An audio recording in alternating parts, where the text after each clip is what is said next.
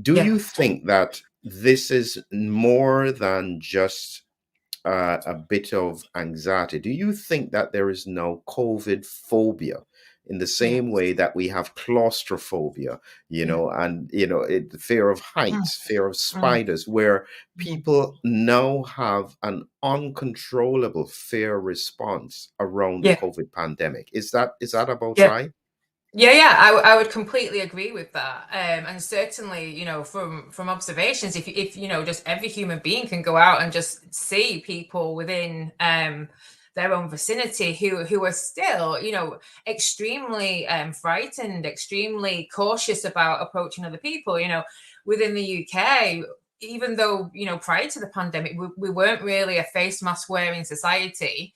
When you hearing sort of the ramping up of news around, oh, we've got a new COVID variant, or this is happening, that's happening, you can see that actually there's an uptick in people who are wearing face masks. And what's really interesting is they're not medical face masks, which actually protect them. There's still the pretty bog standard face mask, which it doesn't offer that great amount of protection for that wearer.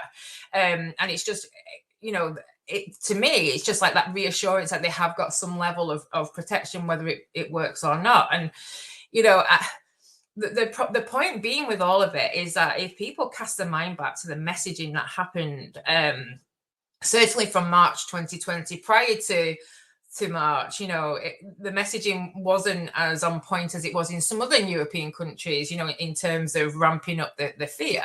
But if you look at the messaging, and, I certainly did a lot of email writing to various government offices, like, what are you doing? This is very damaging to human beings. Particularly when some of what the messaging that was going out wasn't true. It didn't work like that. And when we have that amount of messaging and that amount of it was propaganda, because that's what it was, trying to influence people to behave a certain way. So that propaganda, when you have that and then nothing to counter that, then people are going to continue in that vein. And there is a lot of people, and I often from a qualitative perspective, for me, it's really interesting to look at some of the messaging still going on in mainstream and look at how people react to that. And certainly, in some quite the majority of comments for people who are sort of replying, they are still extremely frightened about anything to do with COVID. Really, really frightened, and almost, it's like a victim mentality of how can people not understand why we are still so scared, and it's literally pitting themselves against others. It's like you're either, a COVID vigilance and you're doing the right thing. They still think that they're doing the right thing. They're being good. They're protecting everybody else. And everybody who's not is a COVIDiot. So you've got two camps there. So the messaging and the narrative is really divisive there, but people think they're in the right, and they think that people who are not like them are in the wrong.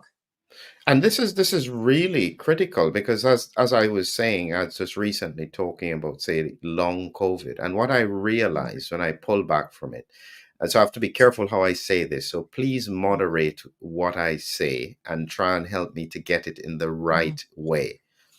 But it seems that, as I observe, the people who are afraid of COVID and afraid of long COVID are the ones who are pushing for masking, universal masking, vaccine mandates, and more lockdowns. Okay. Mhm. And on the other side, you have another cohort of people who don't even believe a virus exists, Mhm. think that it was complete propaganda, and there is absolutely nothing to worry about. And it's almost as if these groups are so far apart, there doesn't seem to be a way to pull them together. I think the important thing to remember from both perspectives, like both groups, they're both run by fear. So as equally as one side is scared of the virus, scared of what can happen, the other side is scared of what the potential of thinking about the virus, what it did to society and how it affected them. So fear is a pretty common denominator. And, from my perspective of really wanting to bring people together, it's having that empathy and understanding that both sides equally are scared of something happening. And one of the problem that arises as well is that and this goes back to, do you remember the science? The science. One of the problems is that myself as a scientist and yourself as a physician, we know, because we've worked in this arena, know that there is no such thing as the science. No such thing. And that's why I love science so much. That's why I love it, because there's lots of different opinions, lots of different perspectives, that you can conduct an experiment in and try and replicate it and have completely different findings, because there's nothing as variable as human beings. And I think because probably for the first time in our generation, really, the science was front and foremost, and everybody was sort of brainwashed again in this idea of, we are following the science, which they weren't. They were following a group's version of the science. And so you've got these groups now where that's their science, and there's only one science.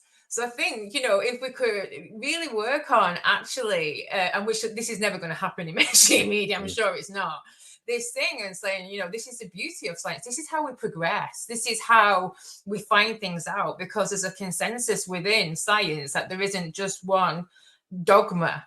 That's the beauty of science. It's not dogma. It's multifaceted. And, I think that's part of the problem as well, because of this whole notion of the science. So people get their science and hide behind it.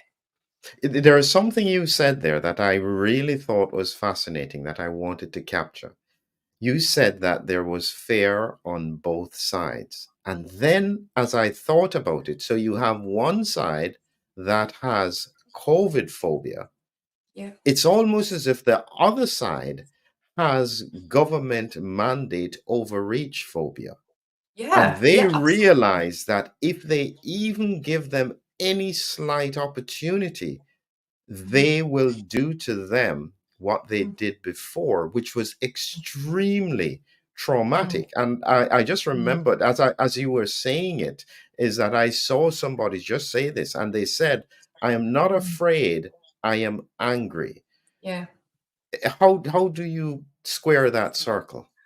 Right. Well, as a neuroscientist, yeah, absolutely. What underpins anger is actually fear, because anger is an emotion to spur us into action to prevent something happening to us, or when something has happened to us, to actually counter the action and make it so that that can't happen to us again.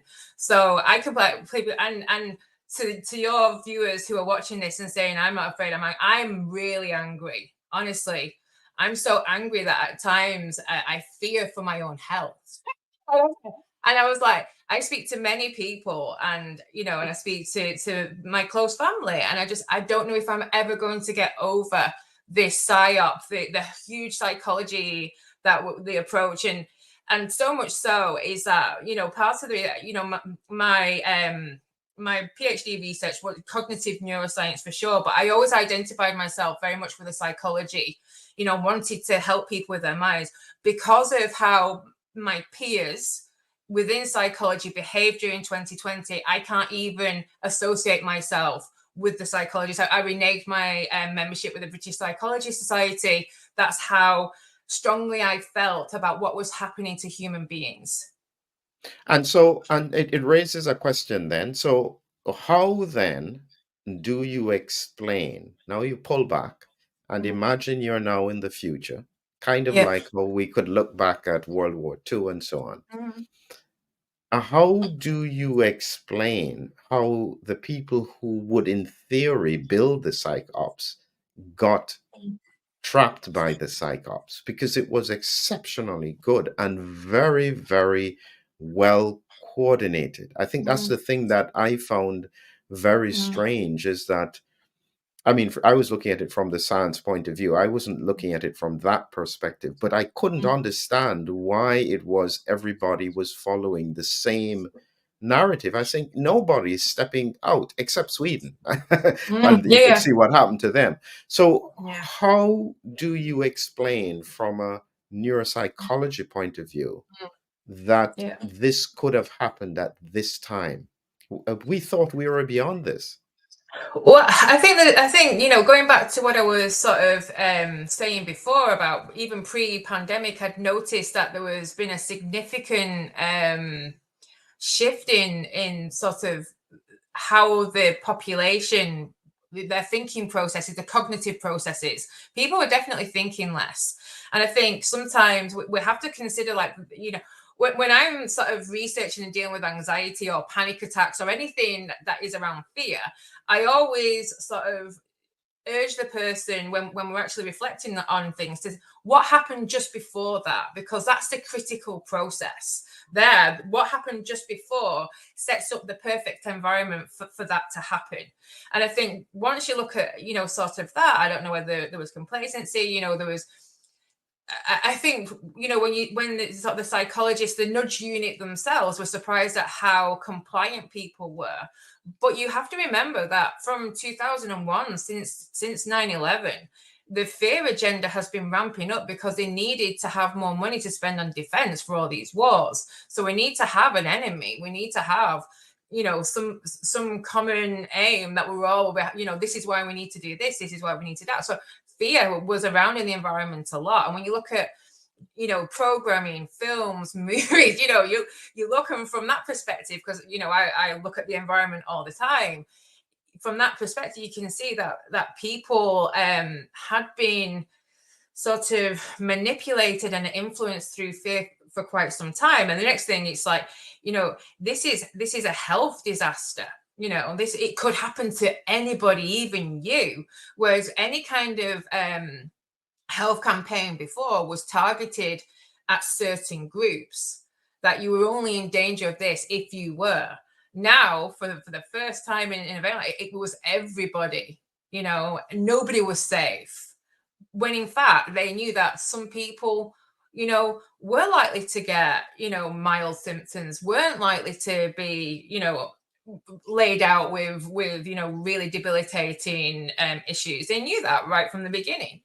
But in this case, it was everybody could get it. Everybody could be, everybody could die from it. And they used quite a lot of death scenarios and really quite shocking imagery. And, just the fact that for the first time ever, we found out people's price for being complicit. Was it £2,000 in furlough? £2,000 a month for furlough. And luckily the sun was shining in the UK. It was very hot from the start of lockdown. It was sun shining.